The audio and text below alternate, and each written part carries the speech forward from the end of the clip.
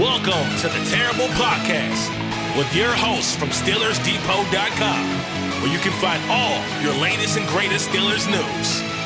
It's Dave Bryan and Alex Kozora, always lit, talking Steelers.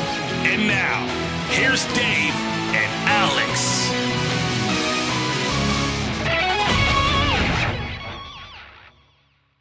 Welcome to the Terrible Podcast, Season 13, Episode 146. He's Dave Bryan. I'm Alex Kozora, SteelersDepot.com. Thanks for being back with us here this Friday, Steelers Nation. Dave, the Pittsburgh Steelers 3-day mandatory minicamp has wrapped on up. The team has broken for the summer. They will return July 26th when the Pittsburgh Steelers report to Latrobe, PA, and St. Vincent College for their 2023 training camp. Dave, how you doing?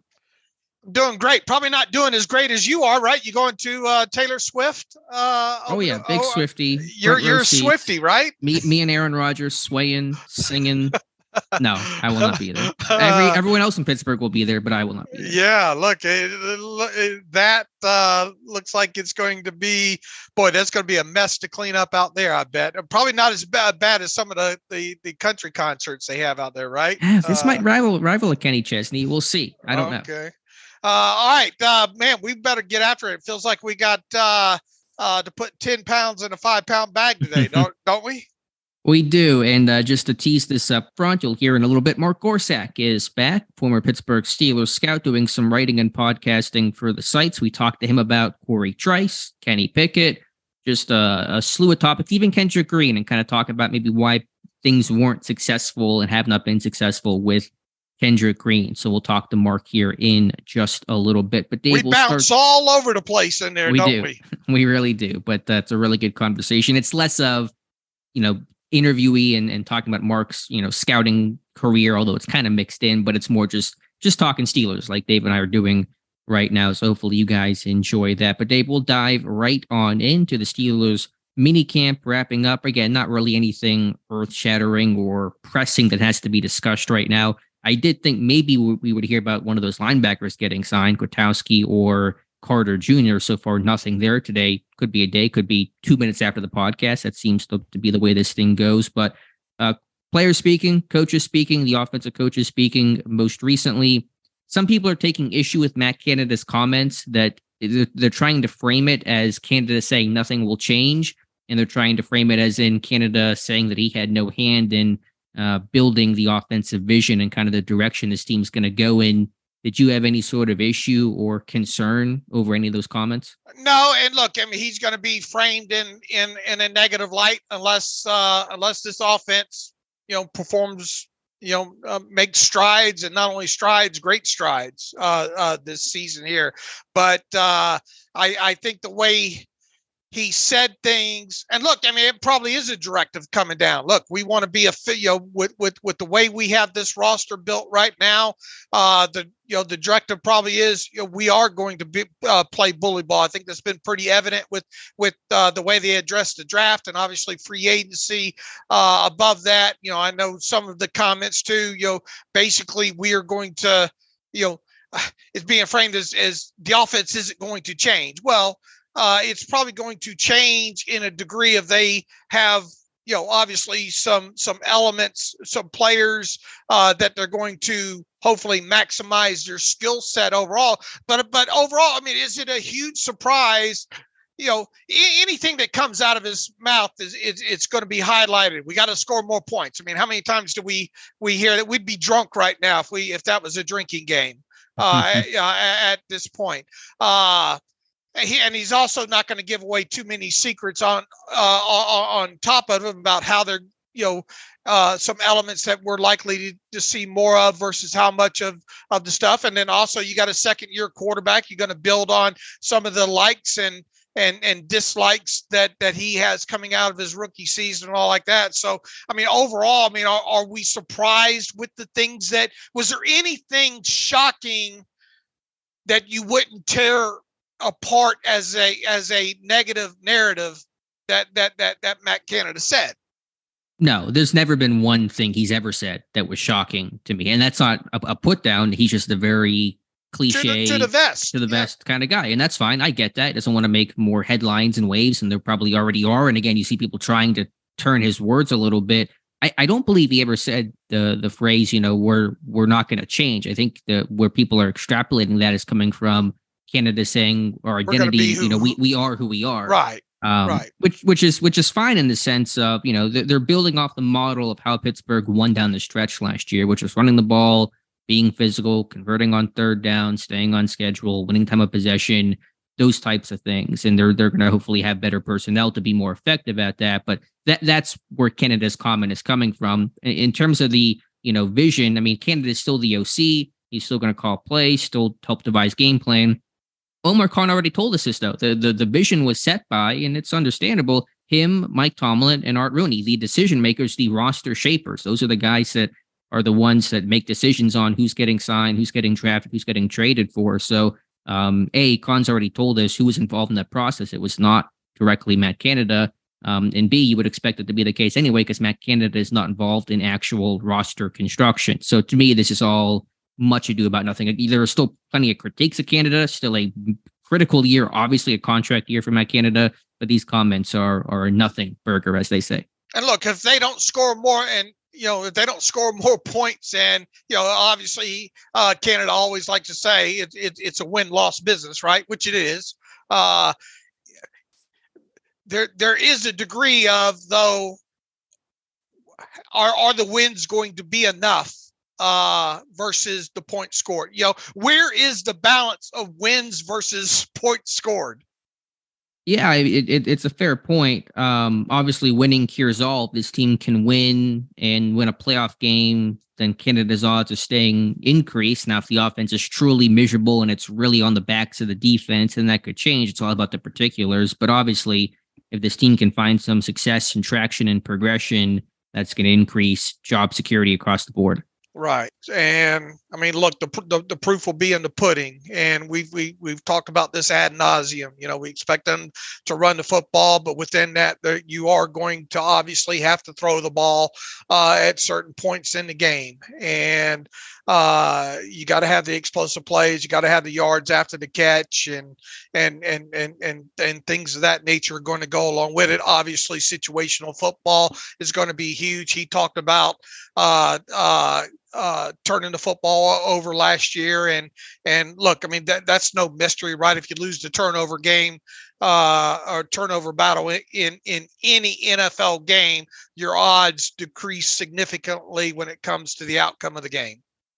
Yeah, and I think some have made the point, and we've talked about this as well, you and I, that there was probably a more conservative slant to the offense post-bye. If don't make the mistake, we'll take the profit. A punt's better than a sack or a turnover. And so that may have in some ways hamstrung what Canada wanted to do, although it's not like it was all that creative or going great the first couple weeks of the year with Mitch Trubisky. But I do understand and acknowledge that, this team was pretty basic last year because it was kind of their way to win games by not losing them, by not turning the football over. And the proof was in the pudding. They didn't turn the ball over the second half of the season. They won a bunch of games, nearly made it into the playoffs.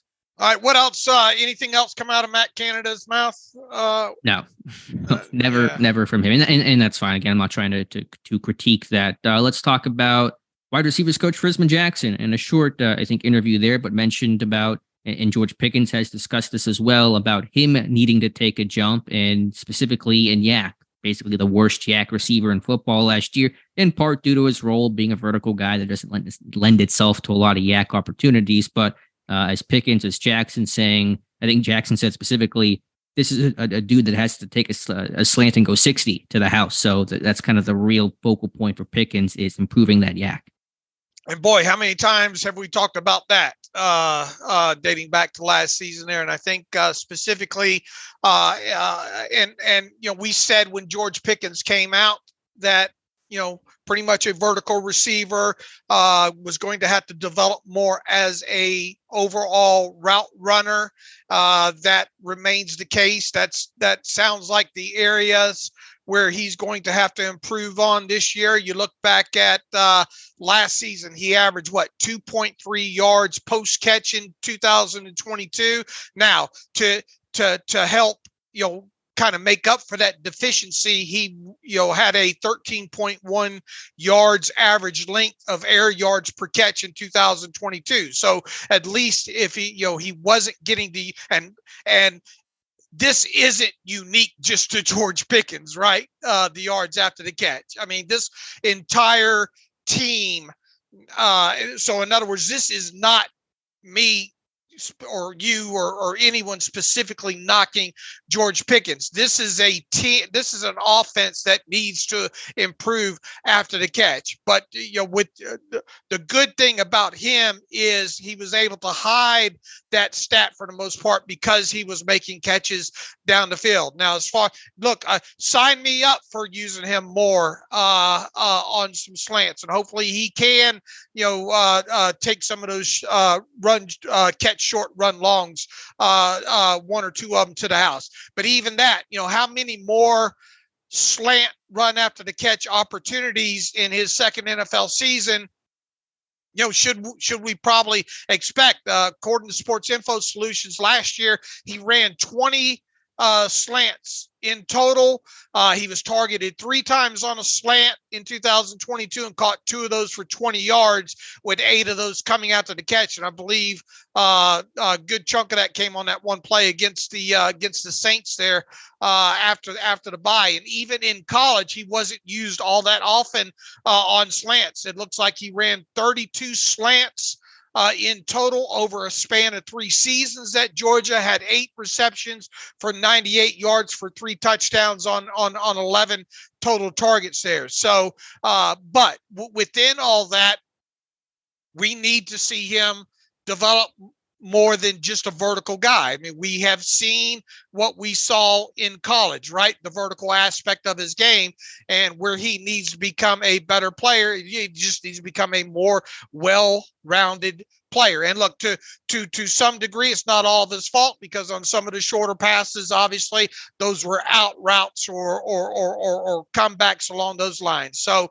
and for him to put up the numbers that he did, I think was really impressive overall. I mean, 52 catches. I mean, that's more than half of what he registered at Georgia in 3 seasons there. And he had 801 yards and 4 touchdowns. So he should make a nice, or it should be expected that he be one of these guys that potentially pushes for 1,000 yards and maybe 70 catches if he progresses the way they want him to. Yeah, and I know he didn't run a lot of slants last year, so there really weren't a ton of yak opportunities, although I think there were some plays where, he had some space and he kind of danced too much. There's that one clip, against the Raiders, where he caught that pass on the left sideline and really didn't get vertical. I think, there's a clip from NFL Films or whoever that has Tomlin talking to him about that, but his route tree should expand. You saw it did expand a bit more late last year. He worked in the slot more often, so the yak should be there. I think there's certainly offensive schematic and structural components that have to change. I think that really impacted a guy like Deontay Johnson more than it did to George Pickens. So there's opportunities there. He's never going to be a yak monster, obviously, because he's still going to be that vertical type guy, but seeing those numbers come up is still going to be something to work for. Right. Anything else from the offensive coaches? Eddie Faulkner, Pat Meyer spoke, had a lot of good things to say about, backup center. So they have 4 or 5 capable guys there, mentioning, I believe, Kendrick Green, Nate Herbig. Said Nate Herbig was getting some snaps there. So that's important to note. He's got a tiny bit of experience at center in the NFL, despite primarily playing guard. Spencer Anderson and Ryan McCollum as kind of being those names in the mix for that backup center gig behind Mason Cole. Man, that's going to be interesting to watch play out the rest of this way, though, right? I mean, I know that I hear what he's saying as far as having all these guys capable of that, and I mean, it's true. I mean, obviously, you got a few guys that have snapped before, but how many of those guys are realistically going to be in the running to be your true backup center? And is this still a position that they potentially address moving out of mandatory minicamp? Yeah, it's a fair point. It's the old adage. I'll paraphrase it a bit. They say if you have 2 quarterbacks, you have none. If you have 5 backup centers, do you have 1? Is going to be the question there. So they'll have to battle it out, and not sure how that's going to look, how that's going to go. but it'll be one of those underrated battles of the summer. The focus will be on the left tackle job, the cornerback position, etc. But really want to focus on that because Mason Cole, while he is a tough SOB, he played hurt last year. And all it takes is one snap for him to go down, and you're on next man up for maybe the most critical position along that O-liner, right up there with left tackle, the guy that's got to snap the ball, make the calls, be the center of literally of every single play. So it's something certainly to watch. If you had to bet right now, do you think this team goes outside and gets another guy, or do you think it's on the roster? That's a great question. I really don't know. It wouldn't shock me at all if they went outside the organization, but it is tough to get an outside guy, last second, because he's got no work in your offense, no work with your quarterbacks. And, he's not going to get to really work with Kenny Pickett during the year or during practice because he's running second team. Pickett's with the one. So my guess is they'll find and stick with an internal option, but it could go either way. What about what Mike Sullivan said, especially about Kenny Pickett, and especially coming off of you doing that fantastic hour plus video on breaking down every snap of Kenny Pickett last season? Yeah, I'll toot my horn here a little bit. I felt a little validated because I felt like a lot of what Sullivan had to say was a lot of the conclusions that I had in terms of pocket presence, being a bit more consistent with the ball placement. I thought anticipatory throws have to probably be worked on a touch more. So I think there was a lot of things that he touched on that we talked about in my, way too long video summary of Kenny Pickett.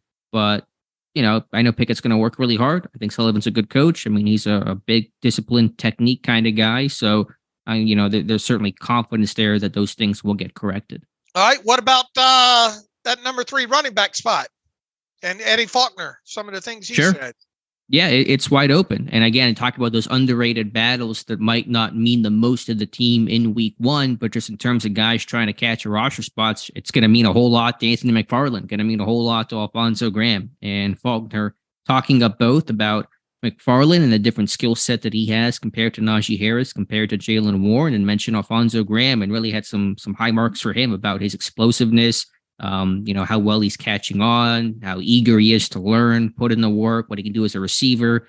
And I know the guy has a background on special teams as well. So, he talked up McFarland and you don't want to forget about him, but you feel like, really he's kind of on borrowed time right now. I think Graham's the guy certainly to watch because he's got the different skill set. And I think he could potentially become an impact special teams kind of guy. Okay. Fair enough.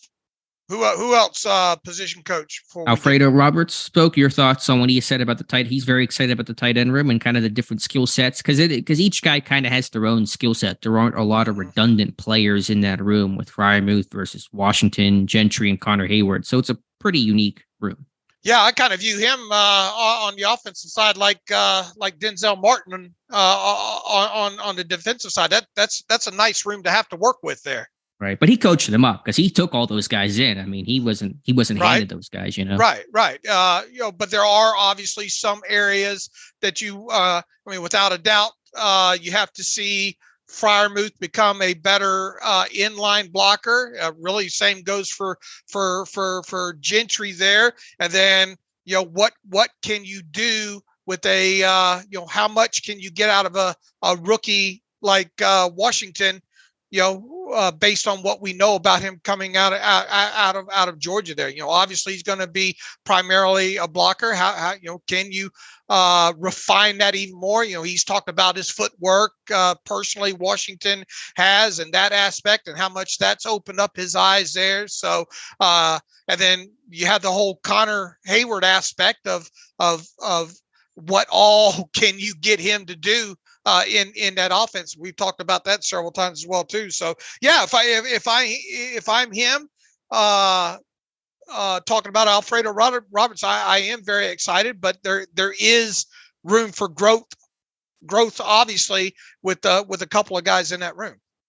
Any other final thoughts here, Dave? What do players have to say? I really loved hearing from Dan Moore and Broderick Jones. Those are just two good dudes. And while it's going to be a battle and intense competition, and they're both fighting for that job, I mean, they're really the two right people to do it in terms of just their makeup and humble and willing to work. And Broderick Jones talked about how Dan Moore is staying with him after practice, helping him because listen, we love the draft. You know who doesn't typically love the draft? Veterans. Veterans do not like the NFL draft because it means guys that might come and take their jobs. But Moore's a guy that's embraced that. It's not shying away from the competition or having a first round pick, right next to him. And you have to really appreciate that's going to be, I think it's going to be a really fun battle to watch. I think those guys work really hard. They're going to go at it, and it's going to be a tough decision for the Pittsburgh Steelers. I don't think my main takeaway is both those guys definitely talk about culture quite a bit. We'll talk a little bit about with Mark Gorsak about that as well too.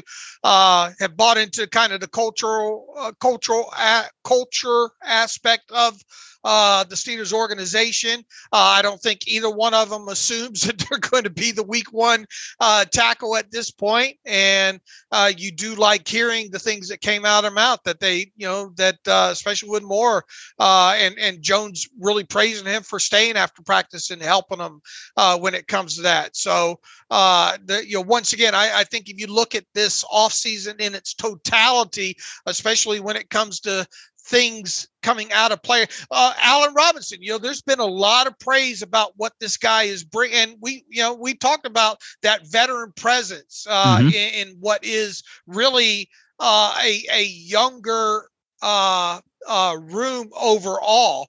And to have a guy like him come in and for these players, quarterback Kenny Pickett and all of them talk about kind of the things that he's bringing to that room outside of just being a player. I think it's good to hear, but I think it goes back to us talking about the totality of, and it shouldn't be anything other than that. I mean, it should be kind of expected every offseason there, but I just think as a whole, the things that are coming out of everybody's mouth, especially player related, I don't think you could have any issue with what you've heard really in its totality this offseason.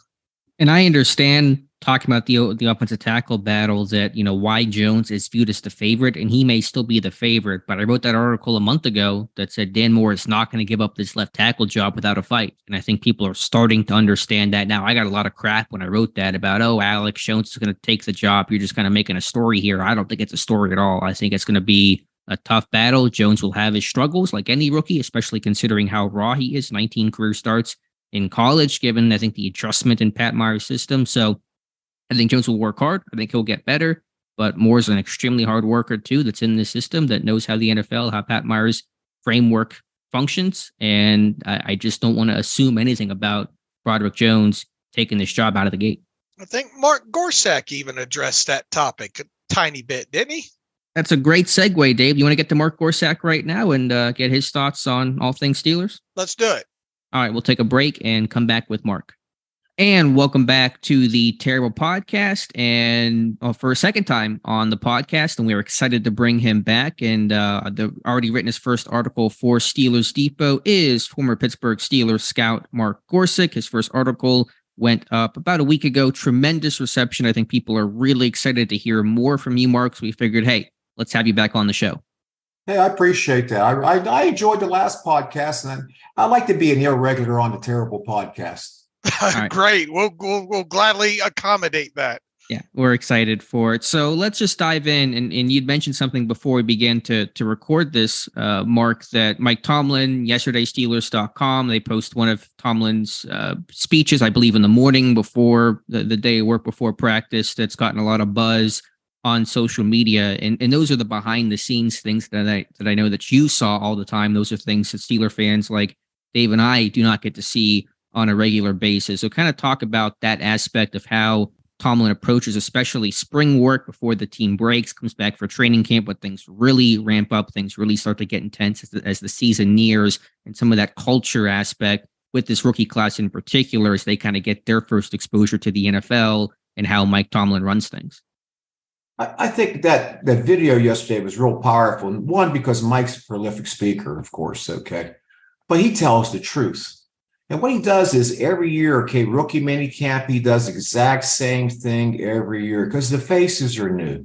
And if there are some repeat offenders in there, they need to hear it again. Okay, any day you can go ahead and reinforce something. Like one of the first things. Well, in the old days, the first slide was always "Good morning, men," and there was a picture of Debo, James Harrison, looking at you cross-eyed like he's going to kill you. Okay, but then when Debo left, he says that. That's the first thing. Good morning, man. Everybody says good morning. But one of his first slides in rookie minicamp, and he'll do it again in regular OTAs when it starts also, is the first rule to getting better is to show up. Okay. And that's what he addressed yesterday, expectations. Okay. The expectations is to get better. It's not about putting time in. You know, it's not like, you know how it is sometimes in college when you're scouting players and all that stuff, they want to get to the league and they're satisfied with what they're doing at that particular moment in time in college, but they're not getting better. Okay. They need a better challenge. And you got to realize too, man, first rule, you know, to get better is to show up. Hey man, this ain't college, man. This is people's livelihoods. You know, the guy you competing against for that roster spot, he got a wife and 2 kids. You know, he needs the job. You know, that's how he's supporting. That's how he's eating. And you want to eat also. But I just think that's really important. And then the second slide usually shows thought of the day. Listening is a skill. Because you'll be amazed how many of these young men just don't listen. You know, it is a skill. It's not hearing it. It's about listening to it, believing it, and having an effect. And again, you saw that yesterday. I think that, you know, there's a shock factor to it. You know, and these things are like everyday drills a position coach would do that he does all the time.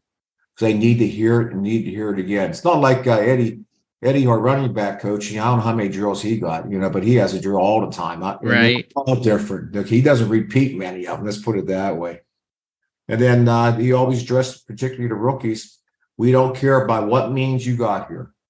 In other words, he don't care about draft status. He don't care if you're a free agent. He doesn't care if you're, you know, you were claimed. He doesn't care. He wants to know what can you do to contribute to the team. That status don't mean anything. It means something to Omar because he's tied up in salary cap stuff. Okay, if you're a high draft choice. But, you know, we've had, you know, draft choices don't make it, that don't play. You know, we screwed up. You know, but he doesn't care. He's going to play the guys. It's going to make the ball club. You know, Jalen Warren, Benny Snell, and Jalen. You know, right. Don't care. Mark, go ahead. Mark, how hard is it from you know, around this time and on into training camp to prevent these guys from counting numbers, you know, because look, I mean, especially in the day that, you know, in the age of the internet with so much out there on social media, and we write about it all off season, 53-man roster predictions and practice squad guys, and you know, the inevitable comments will be made about just a training camp body. How hard, you know, go into kind of the messages maybe that you've seen Tomlin try to send and the position coaches of getting these guys not to count numbers in the room. I think they want to count the numbers, okay, because now they know who they're competing against. You got to realize this is a collection of men involved in competition based upon production. That's why free agents make it. The long shots, the Jalen Warrens, we go down the list on the average. I think it's two free agents per team makes the National Football League's roster. Okay. And I'm talking about 32 teams. They at least 2 make a team. Okay. And that holds pretty much true, but you better count numbers, man, because I want to know who I'm competing against. You know, I got to get better. You got to realize the people at the bottom of the roster, okay, some of your frontline guys aren't going to get as much reps in practice. You know, you look at Cam Haywood, he's not going to get that many reps in practice. You're going to cut his reps down. They want to save him. 1, he's established. 2, he's an older player. You know, we did the same thing with Ben. So if you're a young dude, you're going to get more reps than the starters. And you better cherish that, and you better get better at it. Case in point, who was our left tackle? Beachum. Mm-hmm. Okay. Right. 7th rounder.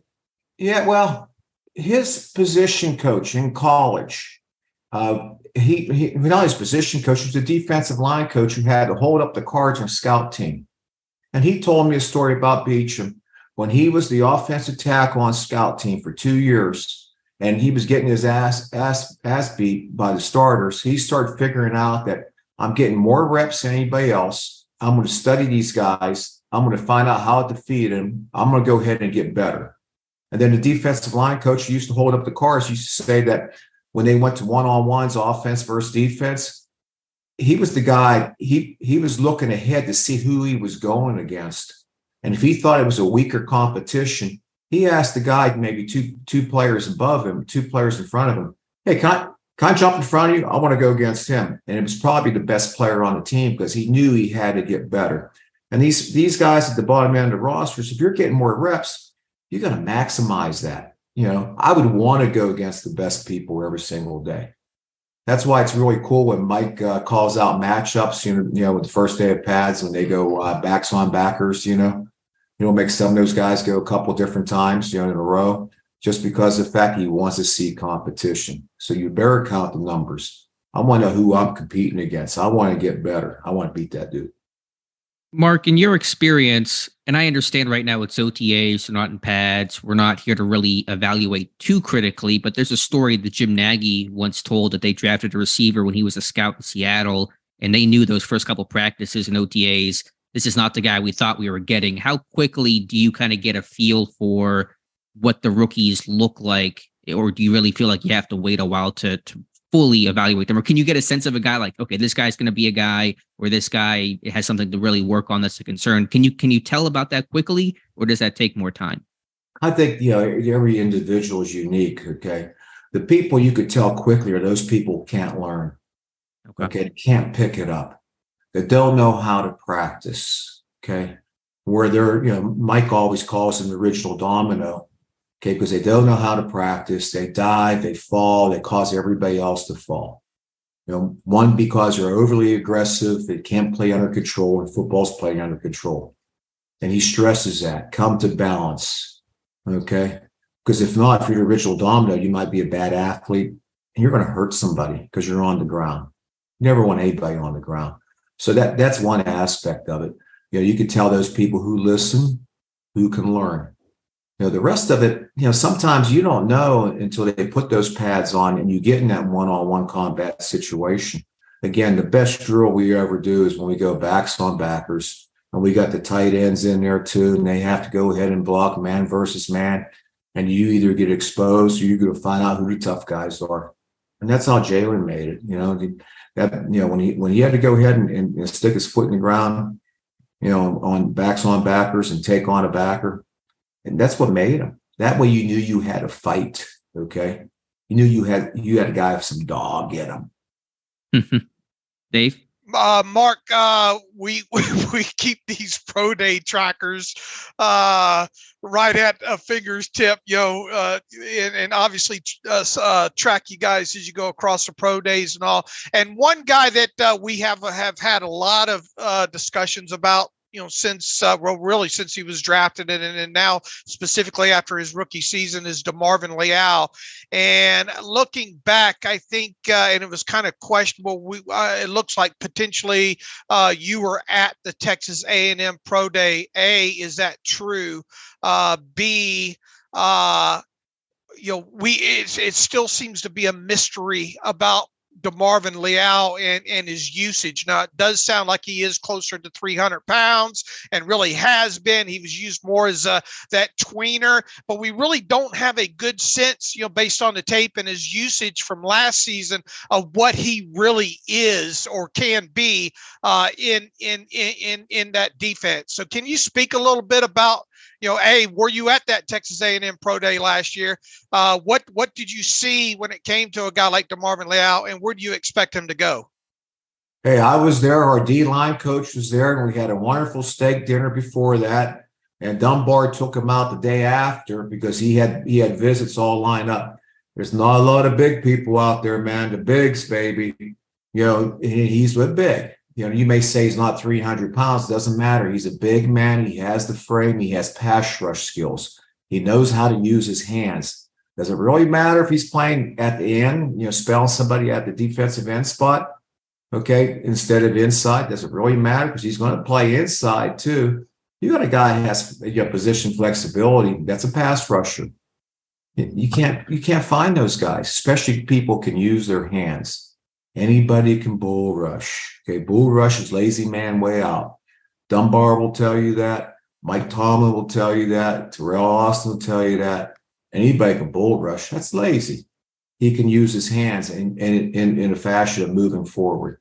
So he's a football player. I wouldn't worry about all that stuff. Is he inside, outside, or anything like that? Is he productive? Is he disruptive? Okay. Don't get caught up in sacks either, because not everyone gets sacks, and there's people who are disruptive, and that's production. You look at it. How did Highsmith make all those? Were they all one-on-one by himself, or did he have some help with things being flushed to him to make the play too? And that's what you always got to look at.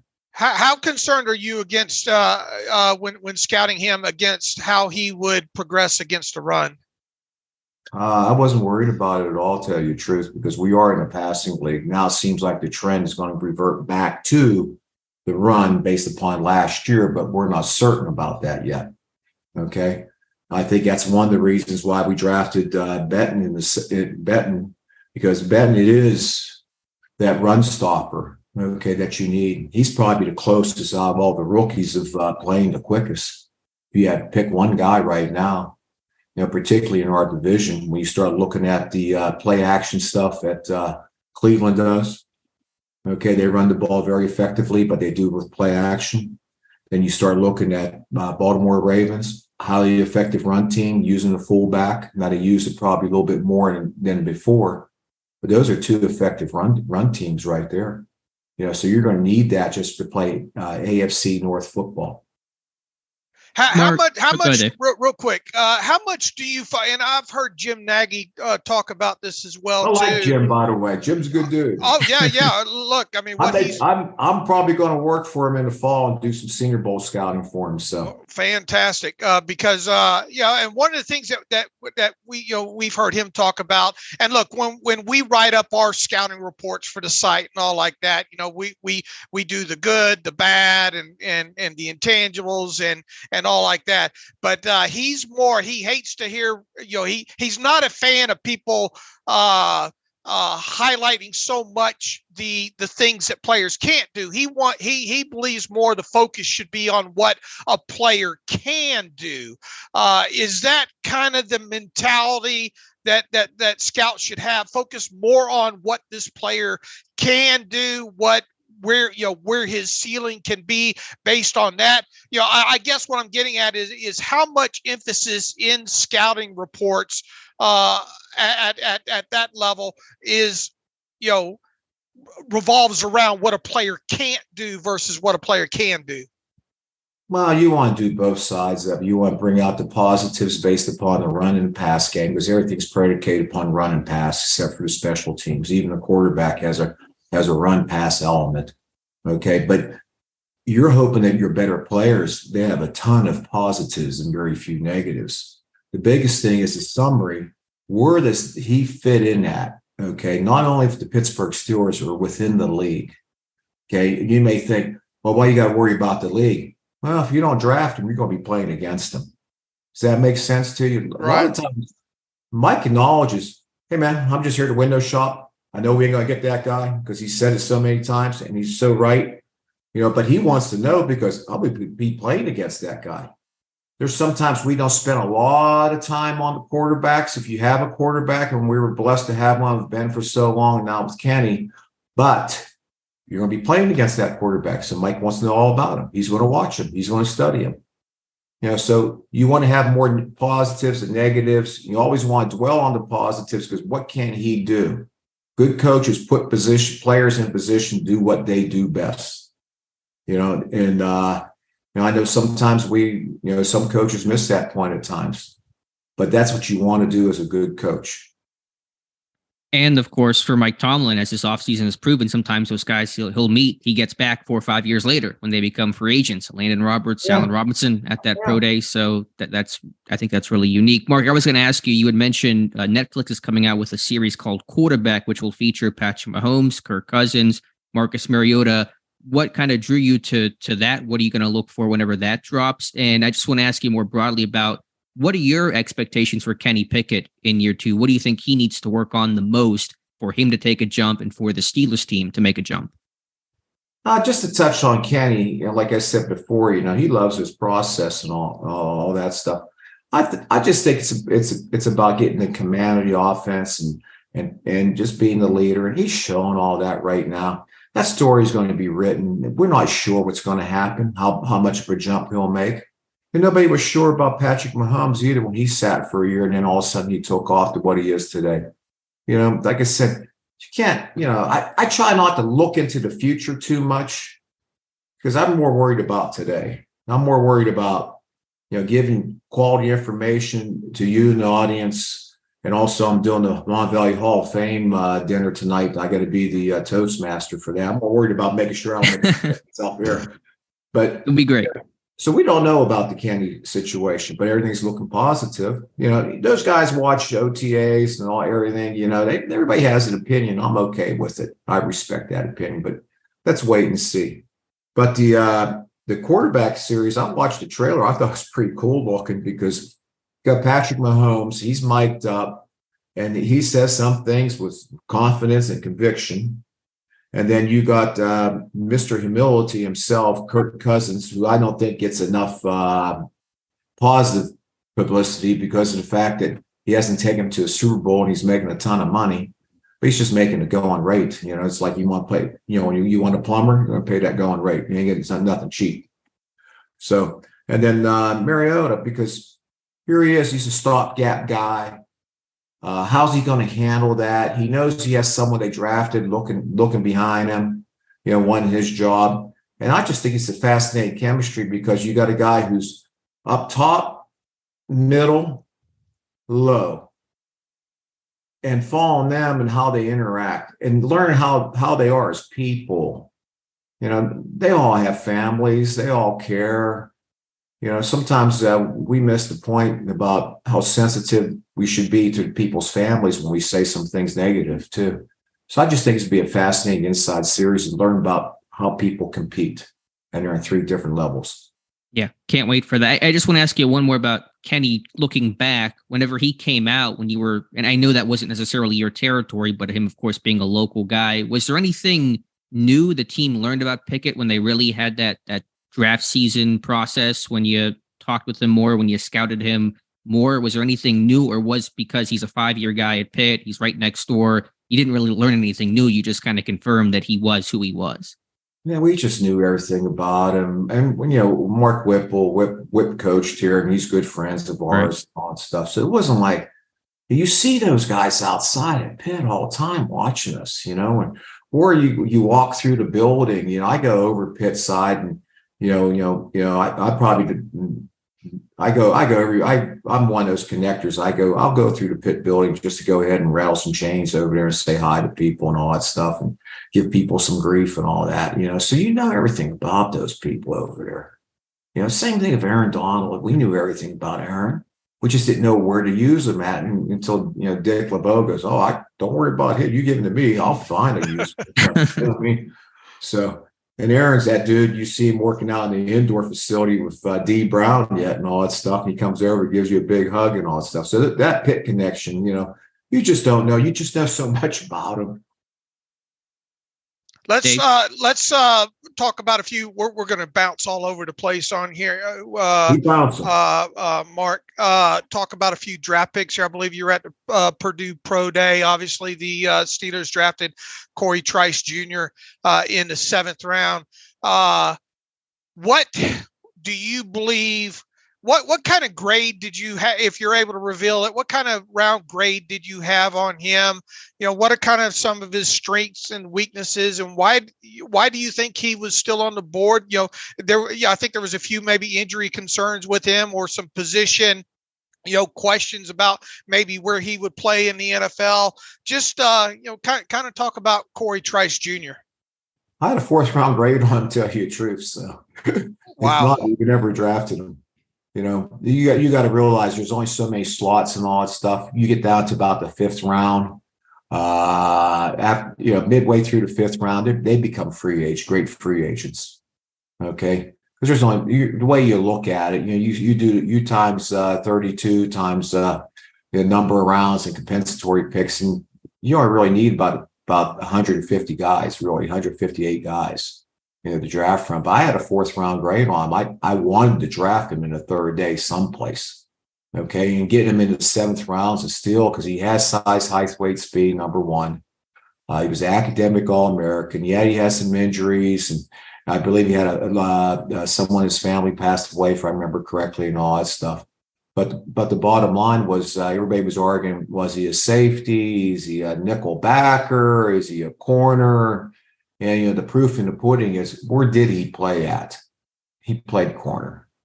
Okay. And he played towards the boundary, got a lot of action, having to tackle. So outstanding to get a guy like that in the 7th round. I'm sure there was other people who wanted him also. You hear all the draft stuff before that. Someone wanted him before, someone wanted him after, and all that stuff. All I know is we got him. We're real happy with him. Alex, where'd you what grade did you have on him, Alex?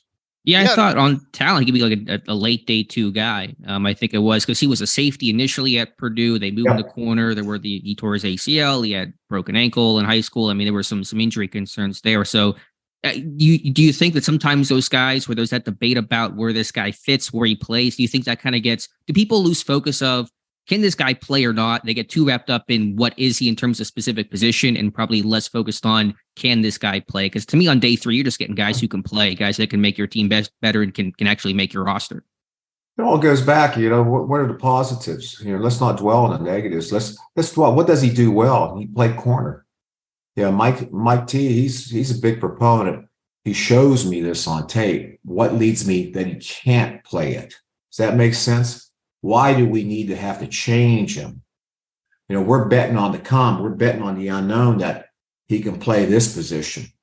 And you do that occasionally and all that stuff. But, what makes you think he can't play? Because he's shown us he can play it at a high level.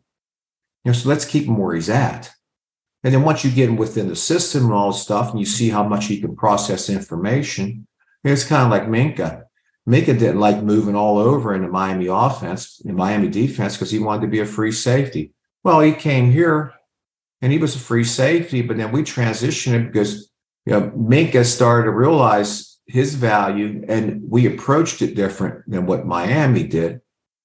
And he accepted it, and he loved it, and he thrived in it, quite evidently, So you see we move Minka around, but his true position is still center field, where he makes the biggest impact. But he's a good little fixer for us, a good little adjuster when we need him in all those empty sets.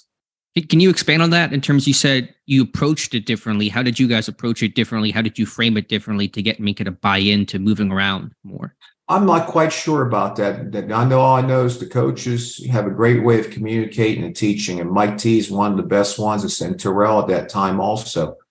So you don't have to ask them that question, but all I know is that they're good communicators. They're good teachers, and I think that's important. I think some people don't teach well. And those two individuals definitely teach well, particularly that position. And Mike, I think Mike can coach anything, to be truthful with you.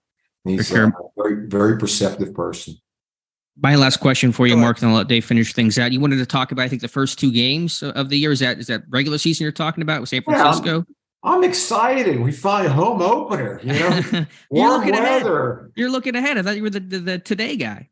I am, but it's warm weather for a change. Usually we don't play a home game until the third usually weekend, Right. And all of a sudden you get that tease where, oh man, I'm in shorts and t-shirt, even though I need long pants and a long sleeve tee. But but now we're opening up against a good quality team. 49ers.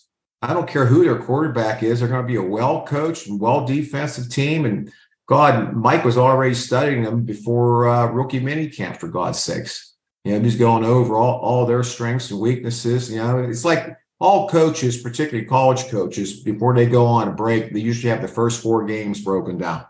Whether we have that done, I'm not quite sure. But I just know when I was a college coach, we couldn't go on our summer break until we have 4 games broken down on all the opponents. Okay, for the first 4 games.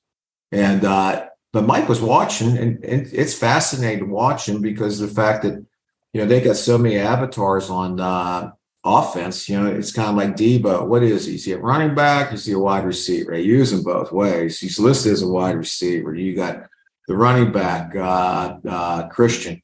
Okay, what is he? Is he a running back or a receiver? They play him a wide receiver, but he's listed as a running back. Then you got the tight end, Kittle.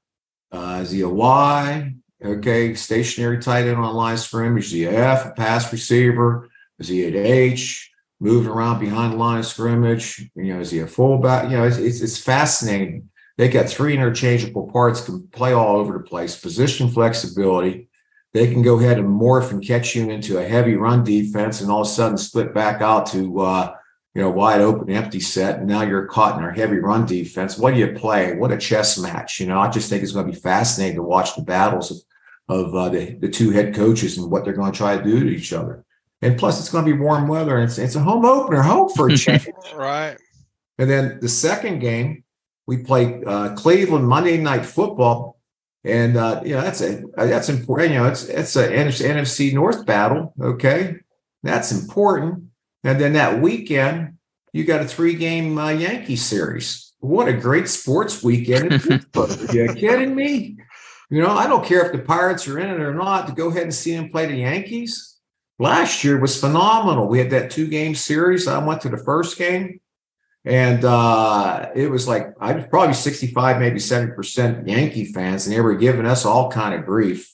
Okay. And then we had a 1-run lead in the first game. It was the bottom of the ninth, 2 outs. I think they had men on second and third, judges up and strikes out. Man, you should have seen that outfield.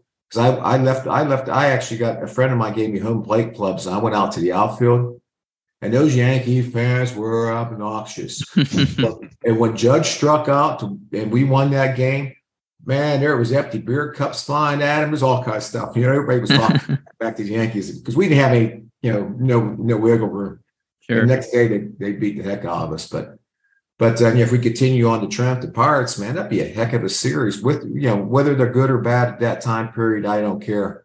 Be a great sports weekend. That's what Pittsburgh is all about. I'm going to end you with this, talk about another draft pick here. And it was one that was probably one of the more predictable ones because of the whole family dynamic and the Steelers' need for, probably taking a mid-round edge rusher there this year. Talking, of course, about Nick Herbig. Now, I don't believe you were at the Wisconsin Pro Day, but the discussion, even though it was a fairly predictable pick for the Steelers overall, we've had tons of conversations about the whole size with him and the measurables. And I know we talked about that a little bit with you, the first time we had you on there. What do you think are the realistic? I mean, he, as I believe you said, he's a pass rusher. What he does is he gets after the pass rusher. But where do you see his trajectory going? A lot of us feel that eventually he's probably going to have to move off the ball and potentially, but it, obviously through OTAs and all and minicamp at this time, it seems like he's been on the edge here. And then kind of tacking onto that, even though he wasn't in, your area, so to speak, how much are you tasked with scouting the guys maybe outside of your area? Well, he was in my area. I went to school visit twice. I liked him both times. Yeah, okay. He doesn't have ideal size, but darn it, he's a football player. Plus, what's unique about him is he's really good in coverage. He's a good space player too. He's one of those guys give you a position flexibility. And I think once he starts learning the defense, first you start him off his natural position, but he dropped into coverage and flat coverage and carried tight ends and all that stuff. And you watch the Wisconsin and you like that. Now you got a guy that, you don't want TJ to do a spot drop into the flat. You want that dude to rush. Right. Okay? But sometimes when you're rushing 4, you're going to have to drop one off because what you want to do is try to disguise and bring someone up the middle, whether it's a safety, whether it's a linebacker, middle back, or inside. So someone has to cover, and he's made for that type of thing because you're always going really way to everything's done today. You rush 4, you just don't want people to know which 4. Right. Okay? You don't want the same 4. You got to mix it up. Okay, so when you stunt, and he's ideal, he can cover. I wouldn't be shocked after a while he moves into a middle linebacker situation, and then he bumps into the outside edge and go ahead and rushes, or he's one of the blitzers on the inside. He has coverage skills, man. He's the ideal dude. Probably had nothing to do with it. It was his ability, okay, and his skill set. So just to give you a heads up on that. Plus, he's a great young man, too. To follow up with what Dave points just really quickly in terms of the cross checks, how did you guys cross check in Pittsburgh? Was that, how did they divvy up? Were you just kind of given a batch of guys, or was it by position, or how did those? It's done two ways. Okay, you got your national scouts. They're going to come in here also look at, if I'm an area scout, which I am, you'll have national scouts come in there too and look at it. And then at the end of the year, Andy was really good about giving us all position cross check. I actually had all the edge guys. Okay. So I looked at all the edge guys, I not all of them, but I had I got a list of, I think it was 30 guys, and some of the guys I already did too. So I was familiar with them, just to get reacquainted with them if I saw them early and just look at later tape. But it's pretty thorough. You're going to get 3 looks on these guys, plus you got your position coach, you got the coordinator, and you got the head coach. Mike watches a ton of tape. Okay. He make no doubt about that. He knows something about everybody in the whole draft, and that's what's great to have the head coach that way. Bill was that way too, and that's what you want in a head coach. He doesn't want to rely just on his assistants. He wants to rely on his eyes too. And our assistants did a great job, particularly the coordinators as well as the position coaches. And it's tough, man, when you're a coordinator. And you're looking at a lot of dudes, man. It's a lot of players. When you're the linebacker coach or position coach, man, it's easy, man. You're a specialist. You're only looking at one. All of a sudden, Terrell Austin, he might be looking at a team that has a top linebacker, okay, and a nose tackle, and a safety. Wisconsin has some other defensive players too, and we took 2 of them. So his job's not easy. He's looking at multiple players, and Mike T is looking at multiple players also. So, but that's how that whole works. So it's a thorough process. And Omar did a great job pulling it all together, helping blend them into a Steeler with Mike and our owner. We're going to run long here, but I don't care. Hey, I ain't going anywhere. My dryer just went off. I could dry those clothes later. We've had other talks too. Talk about a draft pick from a couple years ago in Kendrick Green. We got to, and look, we had watched, tape on him, obviously mostly a guard at Illinois. He comes into the Steelers, and he wasn't on a lot of our radars in the middle rounds there because, size and what the Steelers have done in the past and all like that. It felt right from the start, and the tape showed this as well too. Once they put him in there at center 4 or 5 games in, that this was just a misevaluation here. And look, I realize that mostly what you're going, your viewpoints are on the positive sides here. But can you talk maybe about Kendrick Green specifically, and if you do think maybe there was a misevaluation in there, what you see the prospects are the rest of the summer for him? I know that's more negatively slanted, but I think some. Yeah, what you got to be negative for? I think some people want to see that aspect of maybe why teams miss. I don't think we really missed per se. I just think it was one of those things where we were desperate for a center and we were trying to create one. Okay. I think that makes a lot of sense being, looking at the team at the time. Yeah, if we could have brought him along a lot slower, but we didn't have any offensive linemen. Okay. We didn't have a center. We rushed some guys into the fire, that you would like to have taken, is the left tackle going to start over Dan Moore? I don't know. But I bet you first game of the season, Dan Moore is that left tackle. What happens after that, that's up to the competition. It's up to the number 1 pick to make a move. Same thing at the tight end, same everything. It's about competition. But sometimes you get thrown in the fire a lot, too quickly. And sometimes you just can't catch up to it. Okay. We got an interesting battle right now when you start looking at it. We got a really deep offensive line. I think they're all players. And there's going to be an odd man out in the whole situation. It's just the nature of the beast. You're not going to be able to carry everybody. And some of these guys are going to have value that someone may want to trade for. And you would hate to go ahead and say one of the guys at the bottom, one of the guys in the not going to make the ball club isn't a good football player, because they are, and you would like to get some value back and some type of compensation drafting. Are you talking specifically maybe about Kevin Dotson? I'm talking about all of them, because we don't know. Kevin, he may be the starter yet. We can't assume anything in this process. Like I said, it's competition, man. People are fighting for work, to feed their families and to eat. But the bottom line is, it's kind of like, remember when we had Hank Fraley? Right. Okay, undrafted free agent, Robert Morris and all that stuff, Well, man, we had injuries at center. 2 centers went down. We put him in at center versus the Cowboys in a preseason game, and he just blew it up. He had a career game, and he was pulling from the center spot, hitting targets in space, killing people in this preseason game. And we thought, we could put him on practice squad. Man, he got claimed in a heartbeat, and the rest is history. He played, about 8 years? He was on-off starter. Now he's a hell of a coach, And, you wish you would have got something for Hank Fraley now, don't you? So, if you think you're going to slide a guy who has good game production onto the practice squad, or if you're going to cut him, you don't think he's going to play, man, shame on you, particularly offensive linemen. Linemen are valuable in this league.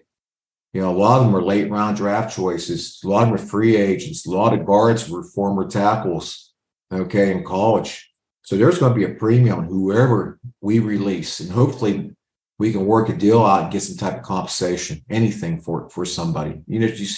Seventh rounder is pretty good if the Purdue corner works out. So we'll find out, won't we? So that's my take on it. I just think we rushed him a little bit too much, too fast, and sometimes you have to do that based upon your talent level. Yeah, I think it's a fair point. Mark, thank you so much. We don't want those clothes to get too wrinkly, so we'll let you go. And I really appreciate your time. We'll talk to you soon. No problem. Appreciate you, man. Thank you very much. And welcome back to the Terrible Podcast. Our thanks to Mark Gorsak and Dave. We are just so happy to have him part of the show from time to time. He's already got his second article he's working on, which should be a bit more technical in nature than the first, but a ton of great feedback and reception to us having Gorsak as one part of the Depot team, and some tremendous insight and stories there. Yeah, well, I'm going to have to learn how to not try to put the 10 pounds in the 5-pound bag every time we have him on. You're so excited because of his background and obviously the knowledge that he has, that you figure, man, just one more question.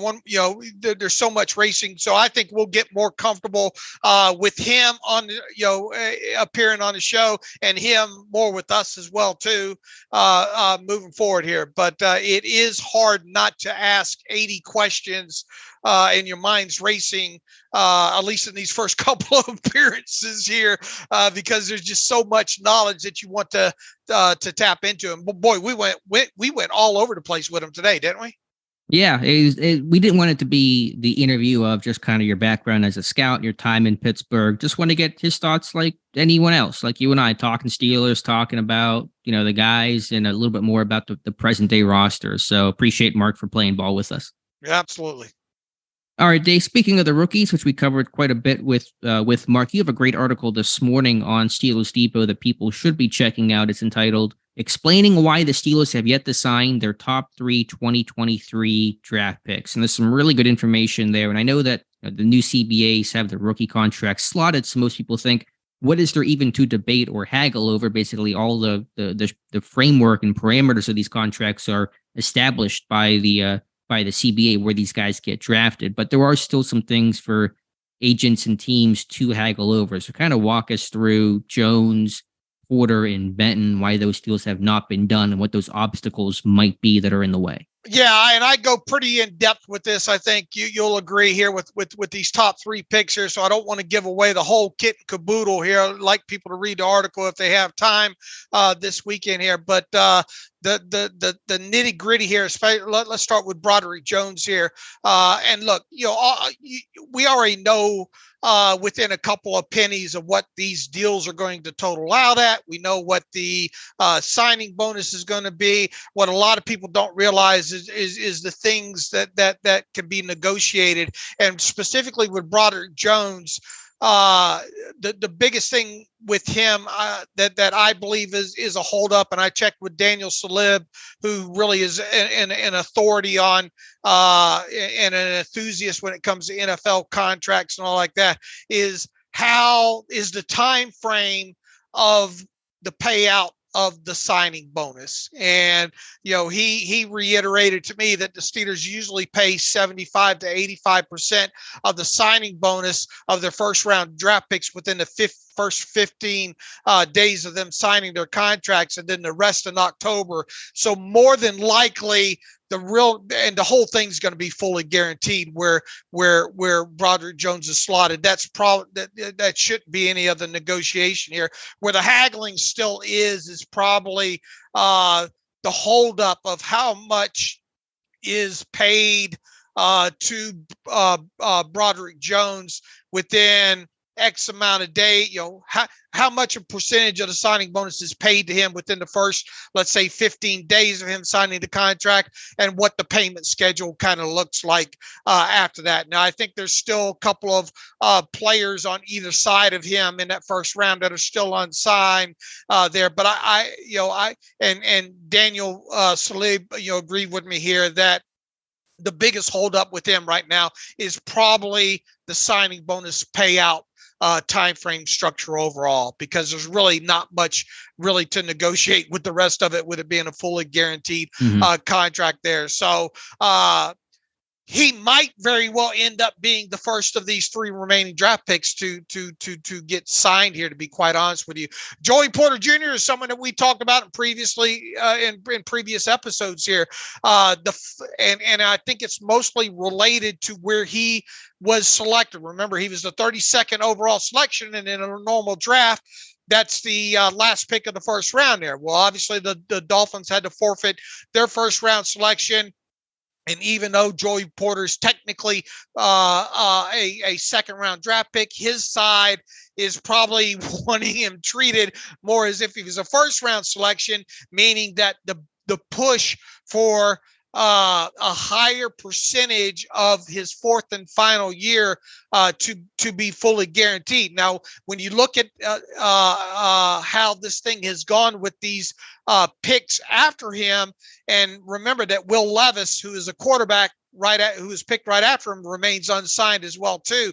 The trends with the percentage of the fourth and final year right now really dictate that Levis get 25% of his fourth and final year fully guaranteed, and then bumping up 5% from there, that Porter get 30% of his fourth and final year guaranteed. But there's going to be the push with Levis being a quarterback, and then obviously the push for a higher percentage, because his side's going to want him treated more like a first round draft pick. Now, while they might push for first 4 years being fully guaranteed, man, I will be shocked if the Steelers cave in that area of there. However, I think that it will be higher than 30% of his fourth and final year to be fully guaranteed.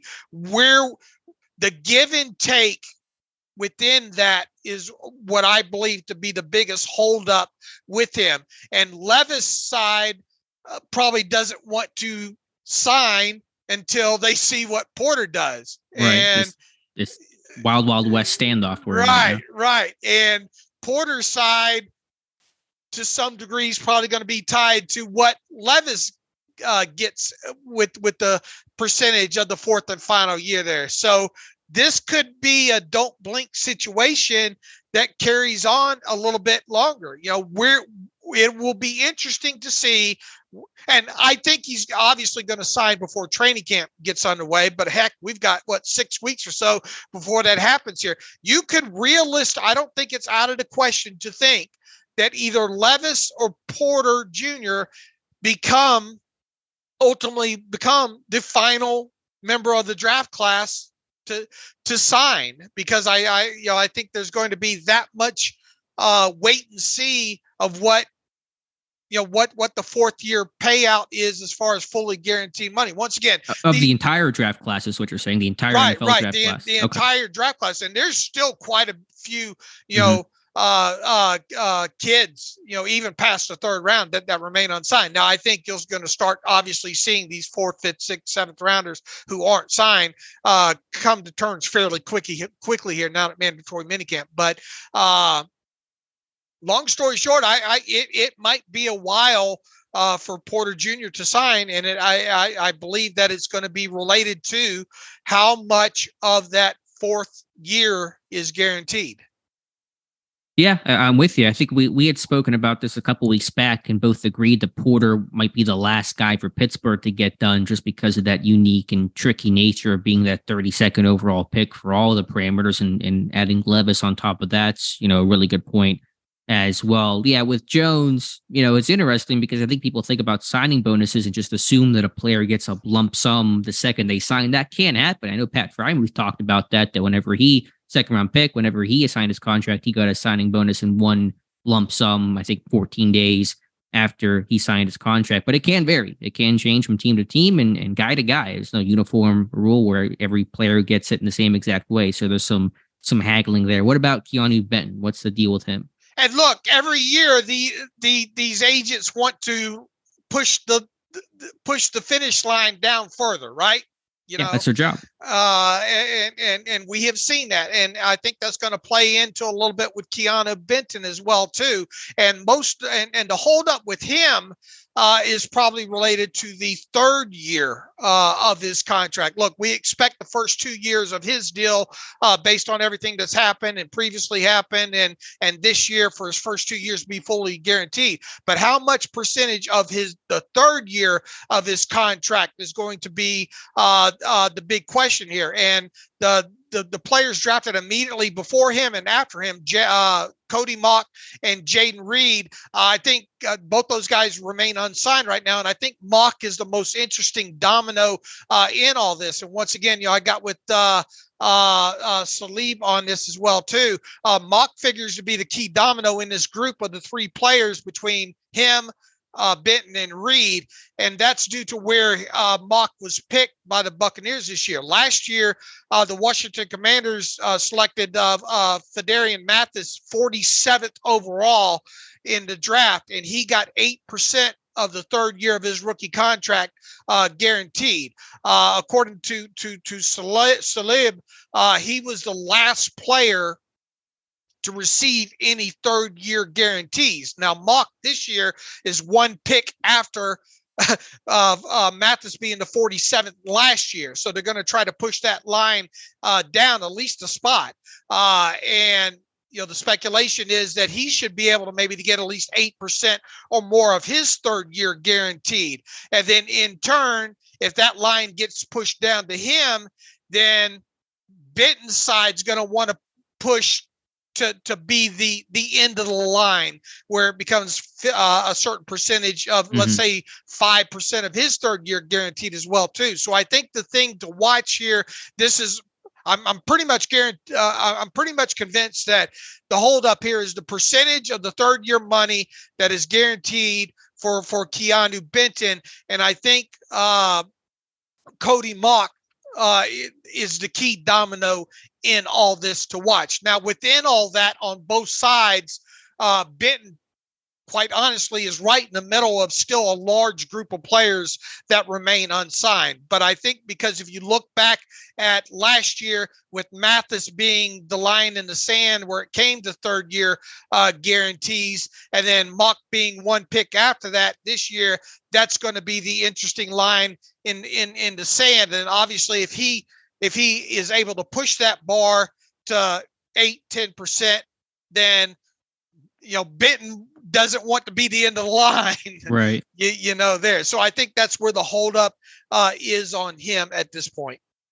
It's a game of musical chairs, and you want to be sitting down when the music stops. You're going to be that guy standing up there awkwardly. So that's the holdup. And I should have mentioned this before the discussion began. All these guys will be signed before training camp. There's not a risk of a holdout here. Those days are long and over with, but it just may take some time for these ones to get done before training camp. And look, people say these players need to stop being greedy, yada yada. But look, nothing's guaranteed in this world, right? Things happen. So, and that's the agent's job, is to keep pushing the envelope and get their client as much guaranteed money as possible.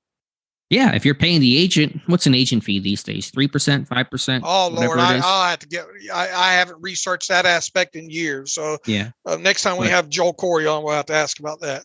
They're getting a cut is the point. So they better do their job and try to get the player as much money as much guaranteed, because guaranteed is the only number that really matters with contracts. Everything else is just kind of window dressing, and it's up to the team, and who the heck knows. It's kind of pretend money in a sense. The guaranteed money is what matters, and you're seeing here is most of these discussions are revolving around the guarantees of the contract. Right. And different years for each one of them.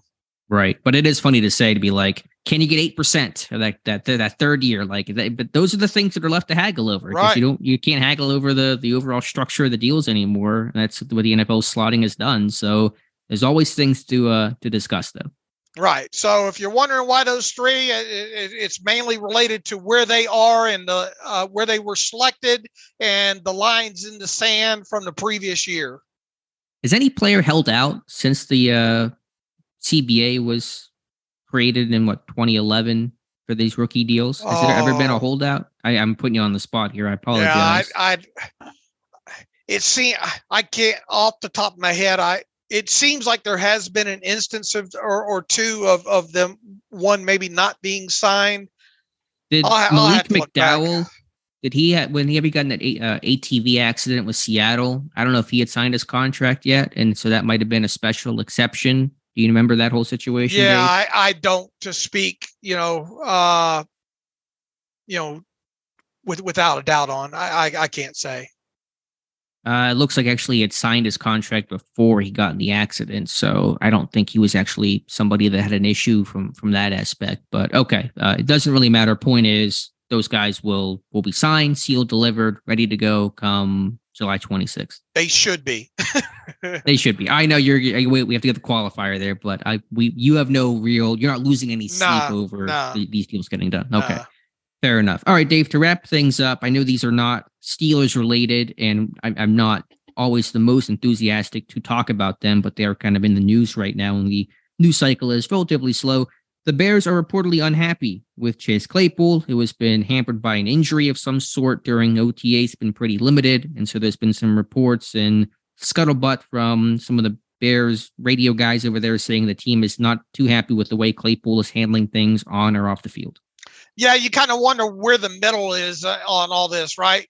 You got radio guys, and then you got coaches, saying, maybe things to the contrary and all like that. I think the fact of the matter is that, he's not working fully right now, and I think that's a concern to the Bears, especially when you consider what they gave up for him and everything of that nature. Now, how much of this has to do with Claypool and his, we don't know. All we know is what's out there. And obviously the one side, the media side, radio guys are saying that they heard that the Bears aren't happy where things are at right now with Chase Claypool. And it will be interesting to watch this play out, obviously, the rest of the summer with him, especially, the Steelers, and we didn't really cover this, the Steelers have a couple of guys not going full right now for whatever reason, right? Freiermuth and Pickens running around without a helmet or something along those lines. You don't know what these guys are actually dealing with. Is it something that maybe happened in training? Is it something maybe to happen during a practice or whatnot? And teams will be cautious right now, as they should be. Right. Exactly with that. So I with what happens during OTAs and mandatory minicamp, I find myself less concerned about. I get more concerned when they get into training camp, actually. So it will be interesting to watch what happens with him, from a former Steeler perspective, moving forward. And obviously once it gets into the regular season with him, because right now, especially based on the end of last season and to where we're at this point of the offseason, it looks like they made a big mistake. But, that narrative can change in a heartbeat. I think the reason why there's a bit more urgency and concern over Claypool missing time in the spring is because, he gets traded mid-season last year, thrown into the offense, obviously not that productive. This is supposed to be like you hit the ground running type year. And this is last year of his rookie contract. So there's a lot of things on the line there for Chicago and for Claypool. So the hope was, okay, he has a full off season, can work, can get brought in the system like everybody else. And now you're losing those reps. And there's some urgency for him, for this Bears team to pick things up, to have a good offense, to really help Justin Fields progress in his career as a passer, not just a runner. So I think that's probably why there's more angst to it, because the plan was for Claypool to really have the whole 2023 season to get acclimated in the offense. And now that's kind of being slowed down. I mean, this realistic, and a lot of people kind of speculated, well, okay, the Bears traded for Claypool, is this going to end up with him getting an extension this offseason? Or else, or are they going to run the risk of him being a one in however many game rental 1 year and how many games did he play for them? Well, the back half of the year. Yeah. But how many actual games did he, Sure. I think he was banged up last year with them as well too. But I can look. Anyway, with him, I mean, we both agree it would be surprising if he signs an extension at this point, right? Yeah, I don't think there's an appetite to do that. He played in 7 games last year for Chicago. So, they're going to play this year out. What do you have stat-wise? I just closed out. Wasn't good, though. I mean, he was pretty much uninvolved. Now, again, some people will say, and it's a fair point, that he was thrown into the offense, really didn't have time to learn it, but 14 catches for $140 and no touchdowns. So 10 yards per catch, no touchdowns, really no impact plays. I think it just you end the conversation with him. It's still hard to believe that Omar Khan was able to get the 32nd overall pick for him. Yep, that's my takeaway as well. Also, Antonio Brown back in the news, and I am as loath to discuss AB as anybody that you're going to see, but there are some, I guess, sort of football related things. Tomorrow is supposed to be the day that AB put on the pads and played for his Albany Empire Arena League team. That is not going to happen because the Albany Empire are no longer part of the National Arena League. They've been kicked out, apparently over failure to pay some of their assessment and some of the league dues, essentially. Brown was fined $1,000 for his comments, taking shots at the league, and he's refused to pay that, although I guess he's been kicked out, so there's nothing there to make him pay anymore. And he says they're going to the Arena Football League next year. So it's all gone down south for the Albany Empire and what AB's done over there. Oh, imagine that. This is an example of a train wreck watching a train wreck watching a train wreck. You just wonder where, I have said for a while, I worry about him just from a, overall mentality aspect of it. You just wonder how much deeper he's going to fall. Where is the bottom for him? Fantastic wide receiver, obviously, when he was with the Steelers, and so the things that he put together in those 5-6 seasons will be hard to be topped and all, but he just can't seem to get out of his own way. He needs a better support system around him, I think, first and foremost, and then he has to allow that support system to help him. And it just seems like, even though he's technically out of the NFL at this point, it seems like every week there's something about him, and sure. I mean, I feel bad for him overall, to be quite honest with you. It's a sad situation, I think. He had conducted an interview the day before this news broke, and he just seemed unwell. And that's why I don't talk about AB that much. I know that's probably the best way for me to classify it. He seems unwell.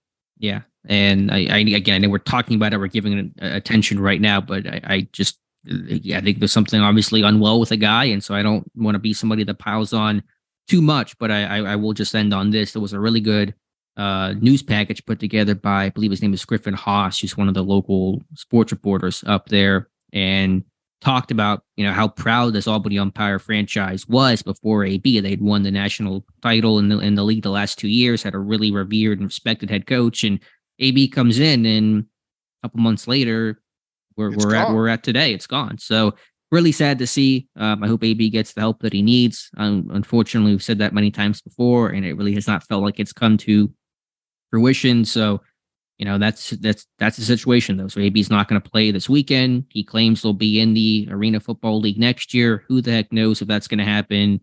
I don't know. He's still owner of the team. He has controlling rights over the team. I don't know if there's a way to change that or not, but that is the situation with Antonio Brown. All right. I'm sure people are ready for us to end the AB segment.